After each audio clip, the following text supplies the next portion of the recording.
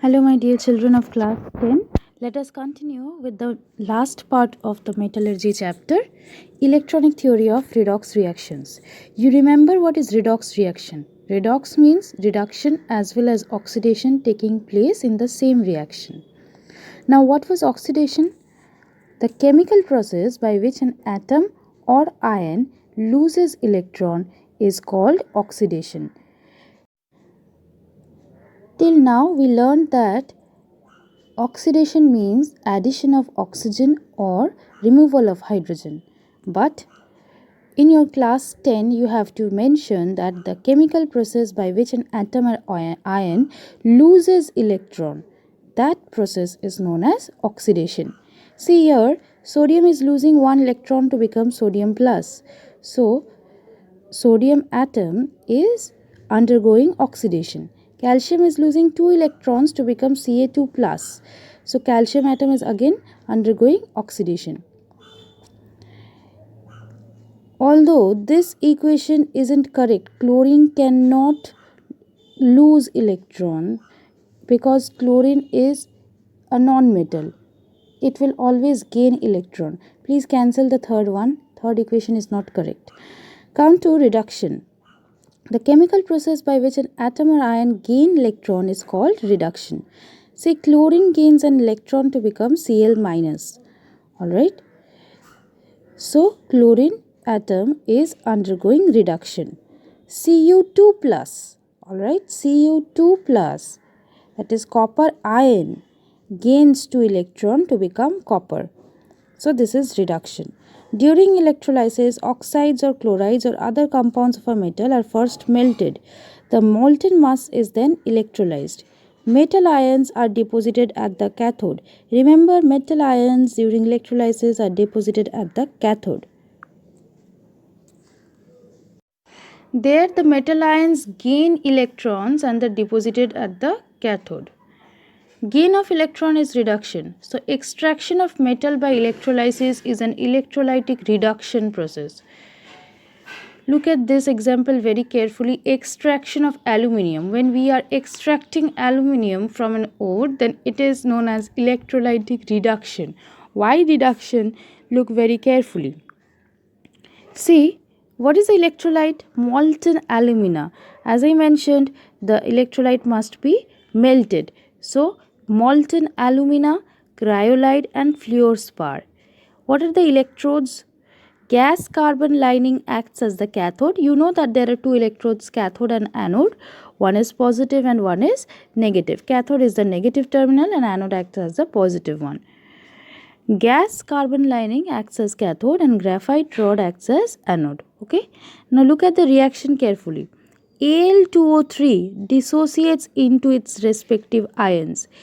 Al3 plus O2 minus and 2Al3 plus Y in order to balance the aluminium and 3O2 minus in order to balance the oxygen. Now see what happens at cathode. 2Al3 plus. See, Al3 plus will gain 3 electrons. Okay. Al3 plus is lacking 3 electrons. 3 plus means 3 electrons are not there in its last shell. So it will gain 3 electrons. But since it is 2Al3 plus, so it will gain 2 into 3, that is 6 electrons in order to become 2Al. So gain of electron takes place here. Hence it is reduction. So aluminium reduces, Al3 plus ion reduces to form aluminium metal. And at anode what happens? O2 minus.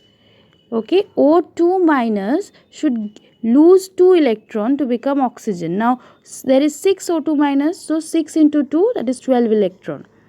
Okay, hence it is losing electron, so oxidation takes place. Got it? Now according to old idea, reduction is the process in which oxygen is removed from oxide or chlorine is removed from chlorides.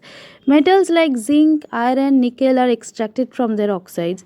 The metallic oxides are heated with coke in a furnace. Oxygen is removed with metallic oxide to form metal.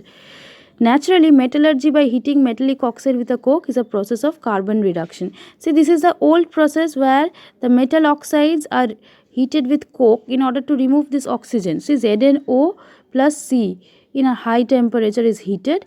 In order to remove the oxygen, it becomes Zn and CO. So this process is known as carbon reduction, and this is known as electrolytic reduction.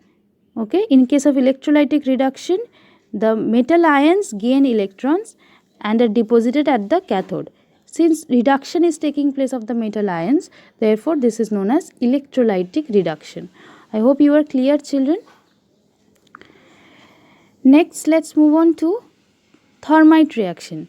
See, aluminium is a strong reducing agent. It has a great affinity towards oxygen. This property is used in aluminothermy. Goldsmith discovered this aluminothermic process. Now, what is thermite? A mixture of 3 parts of ferric oxide and 1 part of aluminium powder is known as thermite. So, 3 parts of ferric oxide, 3 parts of ferric oxide and 1 part of aluminium powder is known as thermite. See the thermite reaction, you don't need to learn the application. Al plus Fe2O3, it gives Al2O3 plus Fe plus heat, and approximately at very high temperature of 3000 degrees Celsius.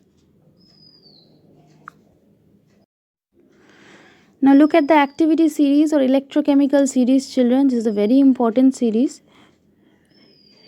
As you know, the metals are arranged in a particular series known as activity series, alright, based on their reaction. See, potassium, calcium, sodium, magnesium, aluminium, Ka, Ca, Na, MgAl, Zn, Fe, Pb, Sn, Cu, zinc, iron, lead, tin, copper, mercury, silver, gold and platinum. So based on this, they react. That is, see, aluminium is less reactive compared to potassium. Potassium and aluminium, if they take part in the same reaction, then easily potassium will replace aluminium from its oxides. Okay. Now, how are each of these metals extracted? Here it is given, see, the metals ranging from potassium to aluminium, they are extracted by electrolytic reduction process. What are the reasons? Oxides are highly stable with high bond energy, difficult to reduce by conventional reducing agents. High temperature is required for reduction and forms carbide at that temperature. So these are the main reason. So electrolytic reduction process is applied in this extraction process. Next, from zinc to copper, conventional reducing agents are coke, carbon monoxide, H2.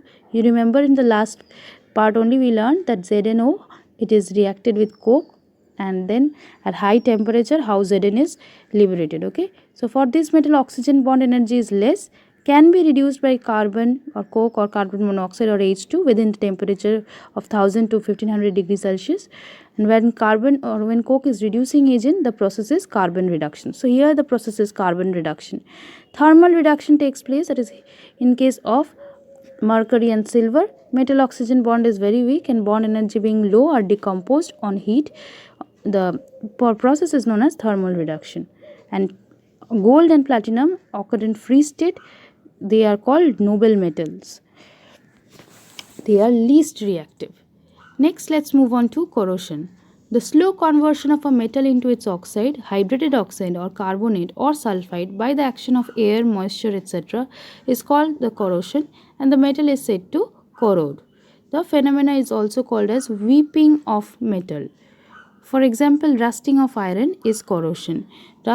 Rusting of iron is a kind of corrosion. Okay, corrosion does not only mean that rusting. Corrosion is in a total of oxide, the slow process of conversion of the metal into its oxides form or hydrated oxide or carbonate or sulfide by the action of air. So rusting of iron, that is one of the process. Okay. Next, you have the causes and prevention of corrosion of metal. Alkali metals, when exposed to air, they react with oxygen and moisture and ultimately with carbon dioxide to form carbonates. See, sodium plus O2 is Na2, Na2O plus H2O, NaOH, NaOH plus CO2, Na2CO3. So, carbonate is formed of the metal. So, in order to protect sodium, potassium from corrosion, such metals are kept in kerosene oil with which they do not react. Next, copper metal. When copper metal is exposed to air and moisture, it is covered by a green coating of basic copper carbonate. This is the reaction of how copper is forming copper carbonate. Copper articles should be preserved in dry air. Okay, otherwise in case of moist air they will attract the moisture and they will turn green slowly. Next we have silver metal. Silver articles get tarnished black when exposed to air polluted with H2S, hydrogen sulfide. Ag2S is the precipitate that is formed on silver articles. So silver articles should also be preserved in dry air. Next we are having aluminium metals. When exposed to the air, the metals gets oxidized to oxide. So aluminium particles when dipped in dilute or concentrated nitric acid, it is converted into passive aluminium. A thin layer of oxide is formed on aluminium particles. This prevents for further corrosion. So I hope you are clear, children. Only little bit of the chapter is left. We will continue in the next class. Thank you, children.